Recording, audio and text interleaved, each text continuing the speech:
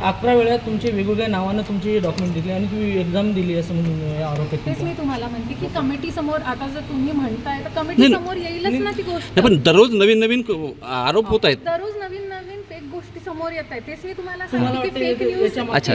याच्यामागे कोणी प्लॅन नाही. हा, कुणाचा हात आहे, कुणावर आरोप आहे? कारण की अनेक वेळा तुमच्या संबंधितच विषय असे बाहेर निघत आहेत. हा, आता तुम्हीच बघा की रोज काहीतरी नवीन असं कुठला व्यक्ती असतो की ज्याच्या रोज काहीतरी नवीन असतं. मिसइन्फॉर्मेशन स्प्रेड केली जाते आणि प्लीज हे माझं खूप जास्त डिफेमेशन होत चाललेलं आहे. माझं प्लीज रिक्वेस्ट आहे मीडियाला सुद्धा की प्लीज एक रिस्पॉन्सिबल मीडिया म्हणून तुम्ही बिहेव करा. माझा मीडियावर खूप भरोसा आहे. We use it for various government interventions also. So media is considered the 4th pillar of democracy.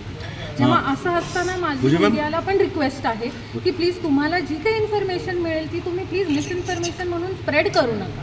लेकिन मैम कोई कंफर्मेशन तो करेगा कोई सामने, इसीलिए तो एक्सपर्ट कमेटी रखी हुई है कि